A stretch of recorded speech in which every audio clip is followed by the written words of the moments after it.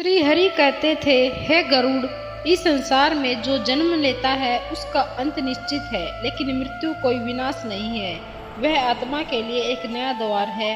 जो इसे समझ लेता है वह कभी भयभीत नहीं होता। गरुड़ विनम्रता पूर्वक बोले, प्रभु, मैं युगों से आपकी सेवा में हूँ।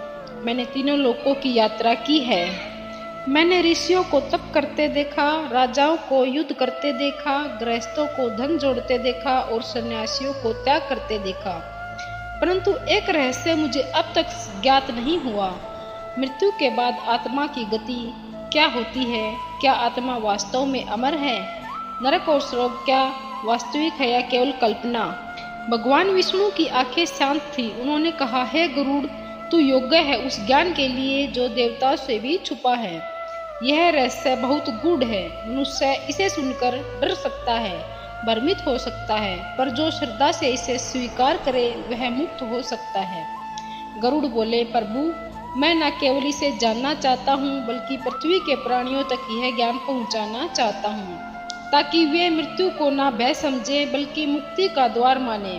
भगवान मुस्कुराए और बोले, तो सुन गरुड़, और ध्यान से सुन, क्योंकि यह वही ज्ञान है जिसे मैं केवल कुछ को ही प्रदान करता हूँ। बैकुंठ का वातावरण गंभीर हो गया, चारों ओर दिव्य प्रकाश फैल गया, शंख की ध्वनि हुई और आकाश से अमृत की वर्षा होने लगी।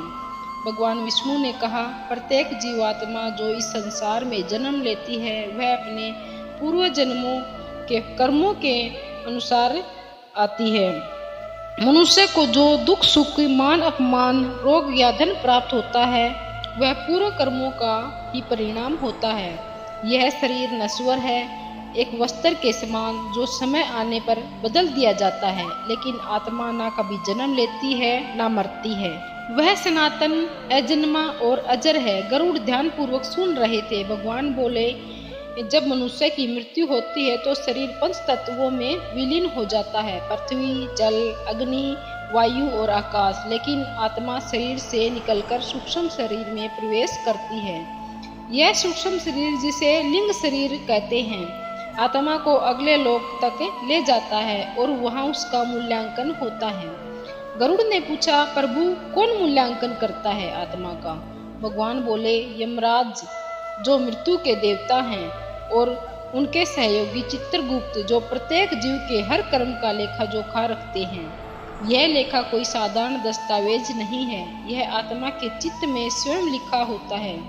चित्रगुप्त केवल उसे पढ़ते हैं। गरुड़ ने पूछा, प्रभु, जब आत्मा शरीर से निकलती है तब उसे क्या अनुभव होता है? भगवान बोले, अनेक आत्माएं जब शरीर छोड़ती हैं तो भ्रमित हो जाती हैं। वे अपने घर वालों को रोते हुए देखती हैं, लेकिन उन्हें समझ नहीं आता कि क्या हो रहा है। कुछ आत्माएं अपने शव को देखती हैं, वह सोचती हैं कि वे जीवित हैं, परंतु वे महसूस करती हैं कि कोई उन्हें देख नहीं पा रहा। यह स्थिति बहुत पीड़ादायक होती है, क्योंकि आत्मा के पास देह नहीं होती, वह केवल चेतना होती है। गरुड़ बोले, प्रभु, फिर आत्मा को कौन ले जाता है? भगवान बोले, आत्मा के कर्म अनुसार दो प्रकार की शक्तियाँ आती हैं। यदि आत्मा पवित्र है, भक्ति में रही है, सेवा की है, तो विष्णु दूत आते हैं, श्वेत वस्त्रों में, शांत रूप में, दिव्य प्रकाश के साथ। वे आत्मा को सम्मान पूर्वक ले जाते हैं। परंतु यदि आत्मा पाप में है, मोह में डूबी हुई है, तो यमदूत आते हैं, भयानक स्वरूप वाले काले वस्त्रों में, भयंकर दंड के साथ। वे आत्मा को खींचते हुए ले जाते हैं। गरुड़ कांप उठे। उन्होंने पूछा, प्रभु, आत्मा को कहाँ ले जाया जाता है? भगवान बोले, यमलोक, जहाँ चित्रगुप्त उसके कर्मों का लेखा पढ़ते हैं और फिर निर्णय लिया जाता है, स्वर्ग मिलेगा या नरक। यदि पुण्य अधिक है तो आत्मा स्वर्ग जाती है, जहाँ अप्सराएं, संगीत, सुगंध, दिव्यता और आनंद होता है। पर यदि पाप अधिक है तो आत्मा को नरक भेजा जाता है, जहाँ विभिन्न प्रकार की यातनाएं दी जाती हैं। यदि अग्निकुंड, लोहा गर्म कर शरीर जलाना, तीखे सूलों पर गिराना, नंगी आग में धकेलना। गरुड़ ने पूछा, प्रभु, यह यातनाएं क्यों? क्या क्षमा नहीं मिलती? भगवान बोले, क्षमा केवल तभी मिलती है जब आत्मा में पश्चाताप हो। और जब उसका मन सत्य को स्वीकार करता है। परंतु अनेक आत्माएं मृत्यु के बाद भी अपने अहंकार को नहीं छोड़ती।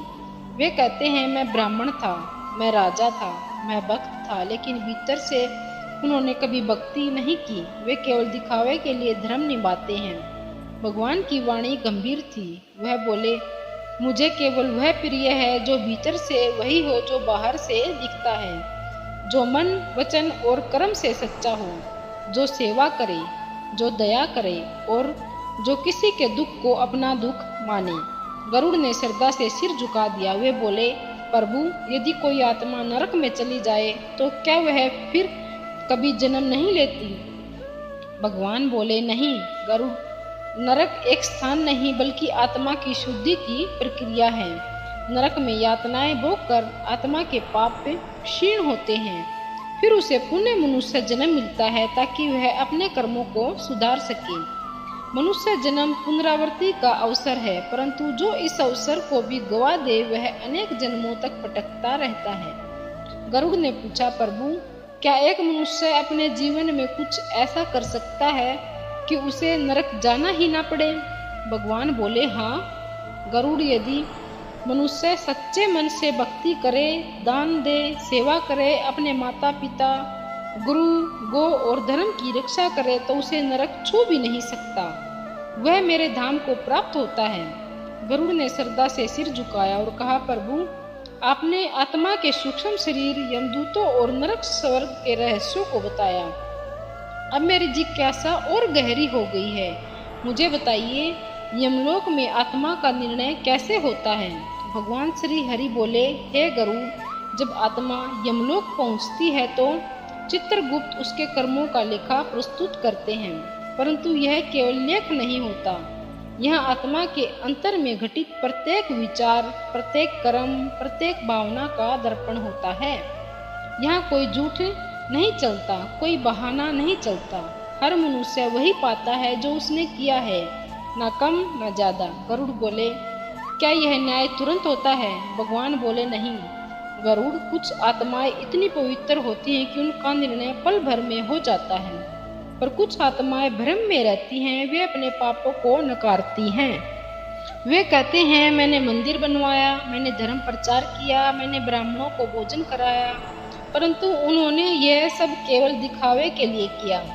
उनके मन में लोभ, घृणा, छल और अहंकार छिपा रहता है। ऐसी आत्माओं को यमलोक में तर्पण प्रतीक्षा दी जाती है, जिसमें उन्हें अपने कर्मों की सच्चाई स्वयं देखनी पड़ती है। गरुड़ ने गहरी सांस ली और पूछा, प्रभु, मृत्यु के बाद जो कर्म कांड किए जाते हैं, पिंडदान, श्राद्ध, तर्पण, उनका क्या प्रभाव होता है? भगवान विष्णु बोले, गरुड़, यह रहस्य बहुत सूक्ष्म है। जब कोई व्यक्ति मरता है तो आत्मा सूक्ष्म रूप में पृथ्वी पर ही विचरण करती है। वह अपने शरीर से जुड़ी होती है, अपनी इच्छाओं, अपने स्वजनों के मोह में उलझी होती है। ऐसे में जो पुत्र या परिजन श्रद्धा और नियम से पिंडदान करते हैं तो वह आत्मा को दिशा मिलती है।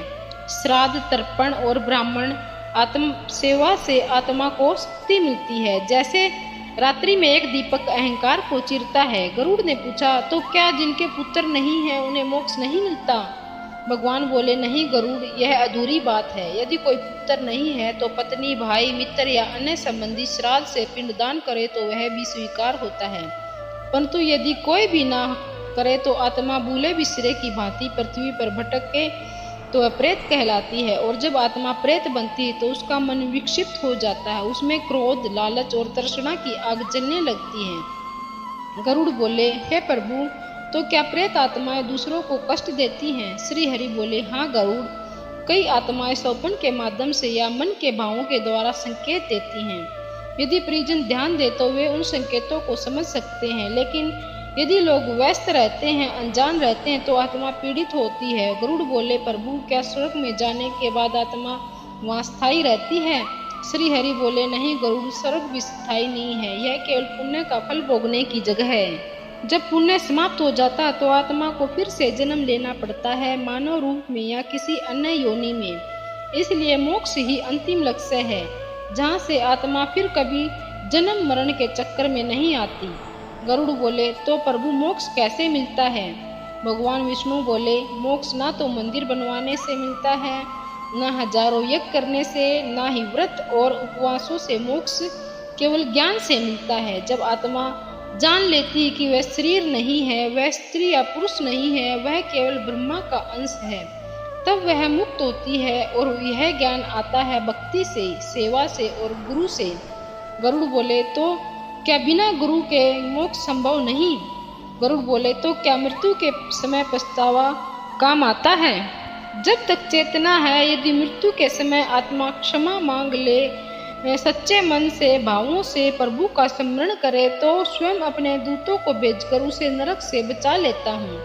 यदि यह केवल तभी होता है जब पश्चाताप सच्चा हो, हृदय के में सबसे गहरे तल से। गरुड़ के आंखों में आंसू आ गए। वह बोले, प्रभु, इस ज्ञान को मैं पृथ्वी के हर कोने तक पहुँचाऊंगा, ताकि मृत्यु भय न बने, बल्कि जागृति बने। श्री हरि मुस्कुराए और बोले, हे गरुड़, यह सब मैं तुझे अगले संवाद में बताऊंगा। अब तू इस ज्ञान को पृथ्वी पर पहुंचाने की तैयारी कर। जो ये सुनेंगे वे भय मुक्त होंगे, जो इसे समझेंगे वे मुक्त होंगे। तो देखा आपने, मृत्यु के बाद आत्मा की यात्रा कितनी रहस्यमयी और गूढ़ होती है।